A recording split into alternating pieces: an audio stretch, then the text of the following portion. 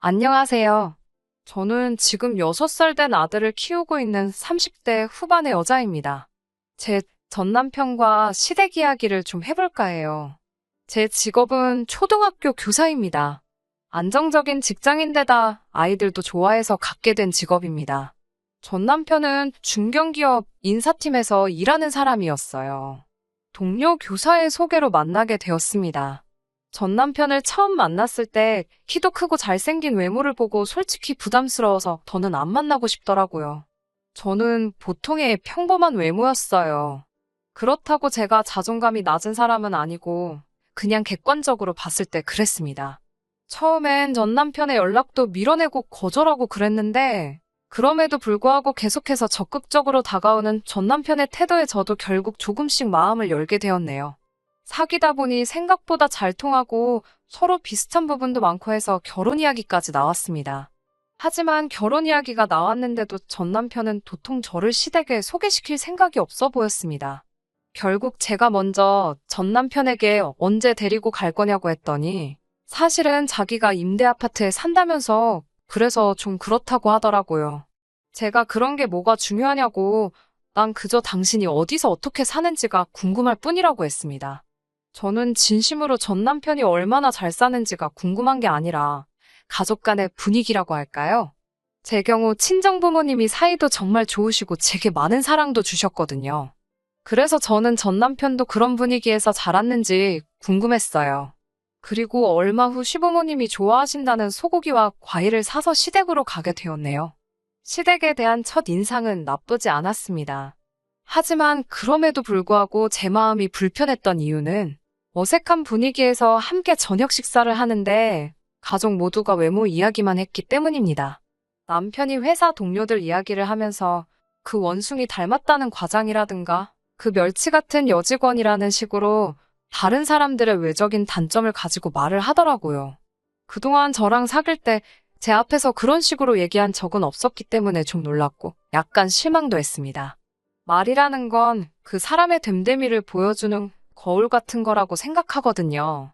전 남편뿐만 아니라 전 시어머니도 전 신우에게 너 요즘 살찐 것 같다며 살을 빼야 한다. 여자는 외모가 경쟁력이다라며 계속 잔소리를 하셨고요. 전 신우 또한 요즘 연예인 누구가 무슨 시술을 했다더라. 그게 돈이 얼마라더라. 그런 실속 없는 이야기만 하고 있었습니다.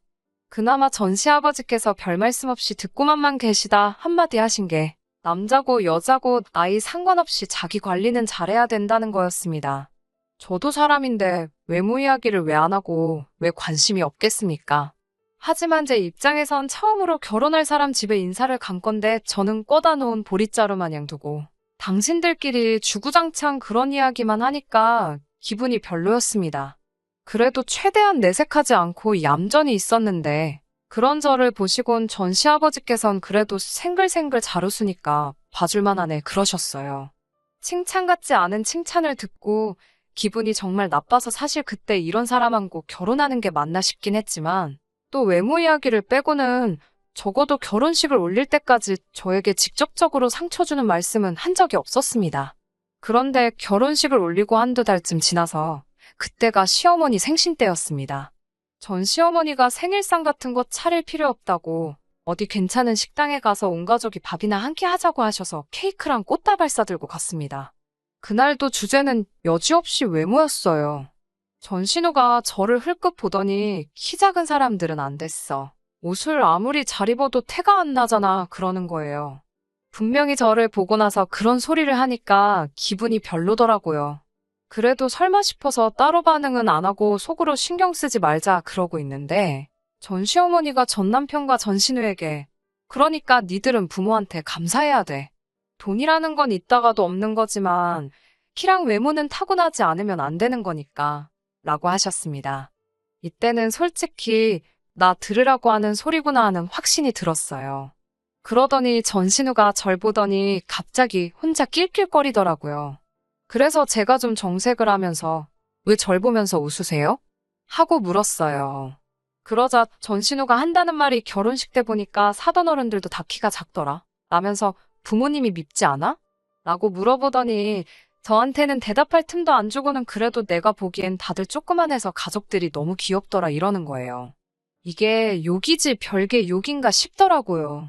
그런데 정작 전신우는 아주 자긴 아무것도 모른다는 표정으로 해실해실 웃으며 그러니까 더 환장하겠더라고요. 집으로 돌아오는 길에 남편한테 신우가 왜 그런 소리를 하는지 모르겠다 그러니까 귀여워서 귀엽다 그랬겠지. 혹시 너 무슨 자격지심 같은 거 있어? 이러는 거예요. 제가 어이가 없어서 무슨 자격지심? 이라고 되물으니까 자긴 제가 성격이 묻어난 줄 알았는데 좀 예민한 것 같다는 거예요. 그래서 제가 만날 자기 가족들 만날 때마다 외모 이야기밖에 안 하니까 없던 자격지심도 생기겠다고 했습니다. 남편은 자기 가족이 언제 외모 이야기만 했냐면서 그리고 아무래도 요즘 세상의 외모가 경쟁력은 맞으니까 그런 거 아니겠냐고 상황을 대충 모면하려고 하더라고요. 그래도 이 정도면 제가 이혼까지는 생각 안 했을 거예요. 막상 남편도 자기 가족들하고 있을 때는 정말 정이 떨어질 정도로 똑같이 행동했는데 가족들 빼고 저랑 있으면 또 언제 그랬냐는 듯이 연애하던 시절에 그 모습으로 저한테도 엄청 잘했었거든요. 그런데 저희가 임신 준비를 하면서 진짜 사이가 틀어졌습니다. 결혼하고 신혼을 1년 정도 즐기기로 한 건 맞는데 약속한 신혼생활 1년이 지나고 날짜 맞춰 시도를 했는데도 아이가 들어서질 않더라고요. 주변에서는 급하게 생각할 거 없다고 하지만 전 시부모님이 워낙에 손자 얘기를 자주 하셔서 부담스럽기도 했고요. 그러다 얼마 전 명절에는 진짜 황당한 일을 겪었습니다. 시댁으로 모여서 저녁 식사를 마치고 이제 슬슬 집에 가려고 하는데 전 시어머니가 잠깐만 더 있다 가라고 저희를 자꾸 잡으시더라고요.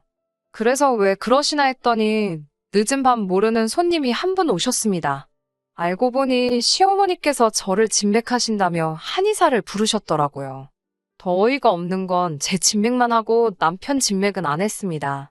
한의사 선생님도 제가 황당해하는 모습을 보시곤 몹시 난처해 하셨습니다. 한의사 선생님은 몇 번 제 맥을 짚어보시더니 혹시 요즘 스트레스 받는 일이 많냐면서 마음을 편하게 가지라고 하시더군요. 요즘 세상에 스트레스 안 받고 사는 사람이 어디 있나요? 그리고 입장 바꿔놓고 시댁에서 저런 대우받고 같은 상황이었다면 그 어떤 긍정적인 사람일지라도 없던 스트레스도 생기지 않겠어요? 거기에 다른 사람도 아니고 시부모님의 신우까지 정말 온 시댁 식구가 있는 데서 맥을 짚히고 있는데 속상하고 억울했습니다.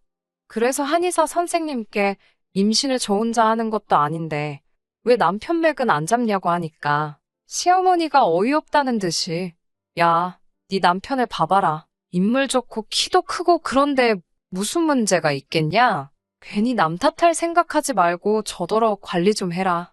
라고 하시더군요. 며칠 뒤 저는 남편을 데리고 병원에 갔습니다. 최소한 우리 둘 다 정상인 건 확실히 확인하고 제대로 임신에 대한 계획을 세워보자고요. 그런데 검사 결과는 충격적이었습니다. 저희 부부간 아님인 이유는 남편의 건강하지 못한 정자 때문이었어요. 솔직히 저도 많이 실망했지만 남편은 저보다 훨씬 더 충격을 받은 눈치였어요. 저는 풀죽은 남편을 위로하며 같이 노력해보자고 했습니다. 시부모님은 그럴 리가 없다며 상황을 인정하지 않으셨지만 저는 당신들도 충격이 커서 그런 거려니 생각하고 따지지 않았습니다. 그리고 한동안 모든 사람들이 암묵적으로 합의라도 한 듯 이 일을 입에 올리지 않았습니다. 오히려 저희 둘 다 그 이후로 임신에 대해서 마음을 내려놓고 편하게 지냈습니다. 그러다 보니 서로 사이도 더 좋아지는 것 같았어요. 그래서인지 그렇게 노력해도 생기지 않았던 아기 천사가 저희를 찾아와 주었습니다. 너무나 기뻐서 얼른 어른들께 알려드리고 싶었지만 초기에는 조심하는 게 좋다고 해서 말을 아끼고 아꼈어요. 그러다 임신 8주가 되었을 무렵 남편이 시부모님의 등살에 못 견디겠다며 저랑 상의도 없이 시댁에 먼저 소식을 전했습니다. 바로 시부모님이 저희 사는 집으로 찾아오시더니 역시 우리 아들이 그럴 리 없다며 이럴 줄 알았다고 의사놈들이 돌팔이지 그동안 고생 많았다며 남편 등을 두드려 주시더라고요. 저한테는 아무런 말도 없이 오직 자기 아들만 챙기는 시부모님을 보고 있자니 부모가 자기 자식 자랑스러운 거야 당연하겠지만서도 저 역시 같이 노력하고 견뎌왔는데 조금 서운하기도 하고 씁쓸하기도 했습니다. 임신 소식을 전하고 얼마 지나지 않아 시아버지 생신이 돌아왔어요. 몸도 안 좋고 또 병원에서도 안정을 취하는 게 중요하다고 했기 때문에 집에 있고 싶었습니다. 하지만 전 시어머니와 전 신우가 제 임신도 축하할 겸 온 가족이 모이려고 만든 자리인데 주인공 중에 한 명이 빠지면 어떡하냐고 그냥 잠깐 얼굴이라도 비추고 가라고 하더라고요. 그래서 어쩔 수 없이 시댁에 갔는데 도착한 지 얼마 되지 않아 배가 아프더니 하혈이 시작되었어요. 놀란 제가 전 남편을 불렀고 그대로 119를 타고 응급실에 갔습니다. 절망적이게도 자연유산이었습니다. 불행 중 다행이라고 해야 할지 수술은 필요 없다고 해서 병원에서 몇 시간 안정을 찾다가 그냥 집으로 돌아왔어요. 그런데 이튿날 집으로 찾아오신 전 시부모님은 저에게 괜찮냐고 한마디 물어보시기는커녕 그러니까 진작에 몸 관리 좀 제대로 하지 그랬냐며 이게 다 제가 비만이라서 유산이 된 거라고 하시더군요. 비만이라니? 저는 살면서 한 번도 평균 체중을 벗어난 적이 없는데 말이에요. 이 사람들이 무슨 말을 하는 건가 하고 생각하고 있던 중에 이어진 그 다음 나온 말은 제가 비만이라는 말보다 훨씬 더 충격적이었습니다. 아니, 남편이 멀쩡한 씨앗을 넣어줬는데 왜 저 뱃속에 들어가니까 죽어버리냐는 거예요. 밭이 비좁으니 그랬던 거 아니겠냐고. 며느리 고를 때 너무 신경을 안 썼다며 아이고 내 팔자야 하면서 저를 앞에 두고 신세한탄을 하고 있더군요. 그 말을 듣는데 소름이 끼치고 눈물이 펑펑 쏟아지더라고요. 더 서러운 건 전 시부모님이 저한테 이렇게 막말을 하는 동안 전 남편은 한숨만 푹푹 쉴 뿐 하다못해 그만하라는 말 한마디도 안 하고 있었습니다. 한바탕 난리를 치고 전 시부모님은 댁으로 돌아가셨고 부모님이 자리를 비우고 나서야 전 남편은 저에게 미안하다고 사과를 했습니다. 나이든 양반들이 얼마나 속이 상하면 저러겠냐고 저더러 이해하라면서요. 하지만 그런 사과가 제 귀에 들어올 리 만무했습니다. 저는 당신 이 부실에서 이렇게 된 걸 왜 내 탓만 하시냐며 진짜 억울하다고 했습니다. 마음이 많이 상해 있던 터라 그냥 그 상황에서 저 힘내라고 다독여주기만 했어도 끝날 일이었을 텐데 제가 유산해서 예민한 건 알겠지만 제가 뚱뚱한 건 사실이지 않냐면서 제가 비만이라 유산한 걸 가지고 왜 그게 내가 부실해서 그런 거냐고 왜 자꾸 자기 탓을 하냐고 그러더라고요. 분명히 병원에서 당신 정자가 좋지 않다고 한 거 기억 안 나냐 하니까 하지만 결국엔 제가 임신하지 않았냐면서 그러니까 자기는 아무 문제가 없는 거라고 하더군요. 그러면서 그냥 내일 대충 몸 추스리면 일단 시댁에 가서 무릎 꿇고 죄송하다고 사과를 드리라고 했습니다. 그 말을 듣는데 이 인간이 아주 단단히 미쳤구나 싶었어요. 떠난 아이한테는 미안하지만 이런 인간의 아이를 낳을 뻔했다는 생각만 해도 소름이 끼쳤습니다. 결국 이 일로 저희 부부관계는 완전히 틀어져 버렸고 저는 전 남편에게 이혼을 요구했습니다. 그제서야 전 남편은 제가 이렇게까지 상처받고 스트레스 받는 줄 몰랐다며 서로 같이 한 번 더 노력해보자고 제 마음을 설득하려 들었습니다. 하지만 전 시어머니가 애도 못 낳는 돼지 같은 게 어디서 먼저 이혼을 한 해 만에 운운하냐며 너 같은 며느리는 우리 쪽에서 필요가 없으니 이혼 서류 진행을 자기네서 하겠다고 하더군요. 이혼을 해주는 게 아니라 제가 이혼당하는 거라고 하면서요. 남편은 저에게 왜 일을 크게 만드냐 뭐라 했지만 결국 자기 부모님이 저렇게 강경하게 나오니 남편도 어쩔 수 없었는지 이혼 서류를 만들어서 저한테 들이밀더군요. 그래서 덕분에 원만하게 이혼할 수 있었습니다.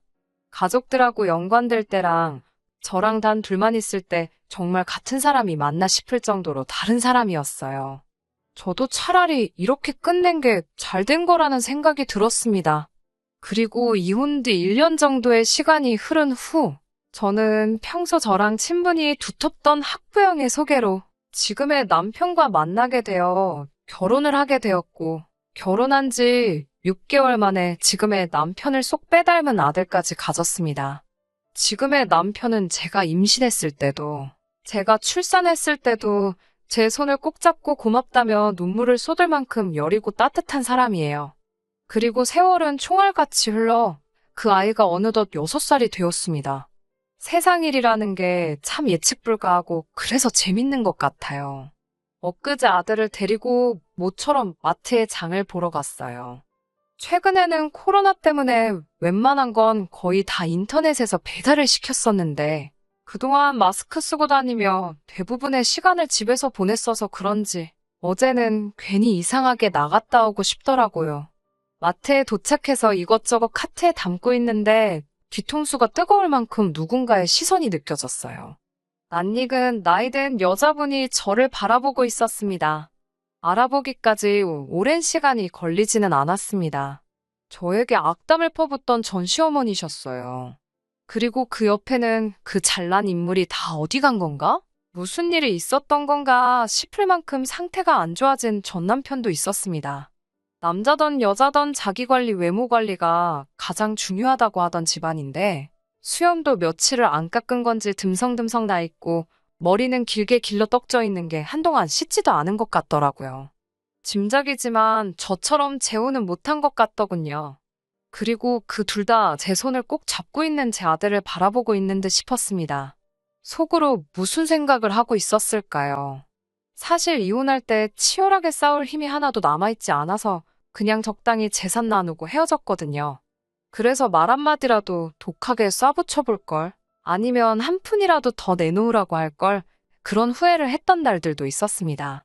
그런데 오늘 그 둘이 저와 제 아들을 바라본 그 눈빛에서 많은 걸 느꼈습니다.